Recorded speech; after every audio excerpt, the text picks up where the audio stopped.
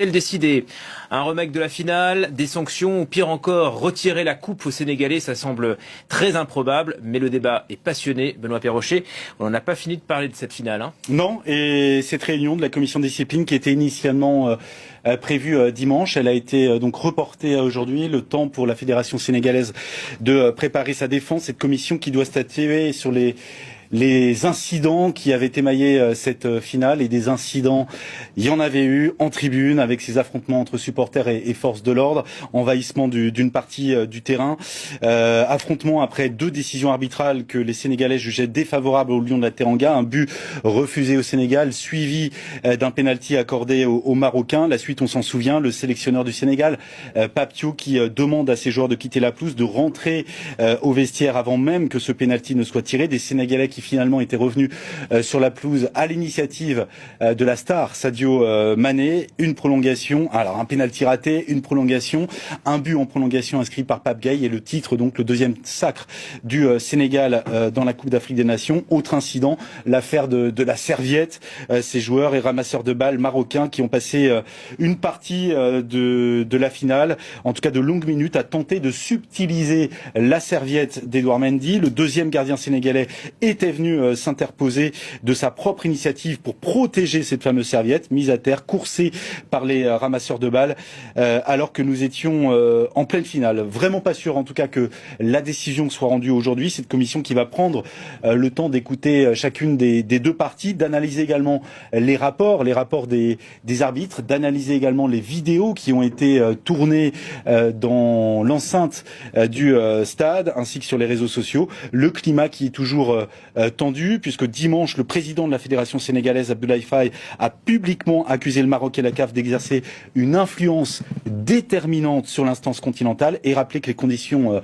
d'accueil avant la finale n'avaient pas été optimales. Le camp d'entraînement, la sécurité à Rabat, l'hébergement, la logistique, la billetterie, les textes réglementaires, eux, sont clairs. En cas de refus de jouer ou d'abandon non autorisé, les règlements prévoient des sanctions lourdes pouvant aller jusqu'à la perte du match.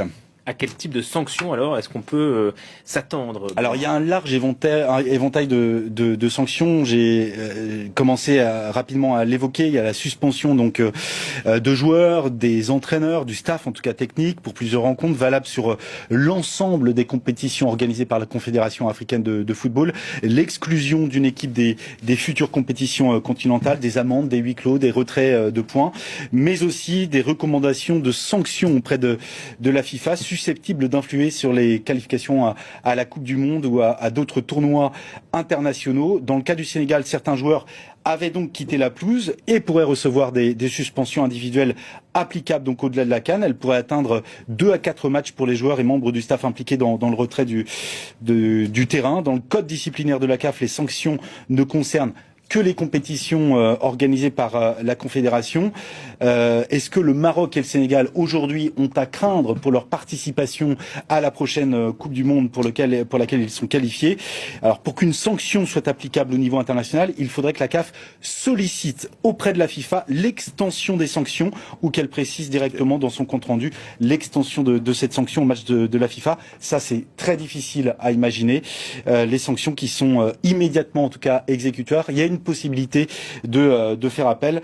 Enfin, la FIFA peut également s'auto-saisir si elle le juge nécessaire. Voilà pour ces différents scénarios. Merci beaucoup Benoît. Cette affaire sportive prend une tournure très politique. Vous parliez Benoît de la déclaration de Bassirou Diomaye Faye. Elle a été évoquée, la situation hier à Rabat par le Premier ministre sénégalais, Ousmane Sonko. Il y effectue une visite officielle. Pour lui, l'amitié sénégalo-marocaine est plus forte que les émotions. On écoute le Premier ministre sénégalais. Les dérapages observés ici ou là ne doivent être ni niés ni dramatisés. Ils doivent être requalifiés comme des excès émotionnels produits par la ferveur et non comme des fractures politiques ou culturelles. Cette visite donc intervient dans un contexte chargé d'émotions sportives, de débordements regrettés et d'images parfois douloureuses pour 2 peuples profondément liés. Mais précisément, sa portée historique réside dans la forte capacité des 2 États frères, de ne pas laisser l'émotion surplomber et décider du sens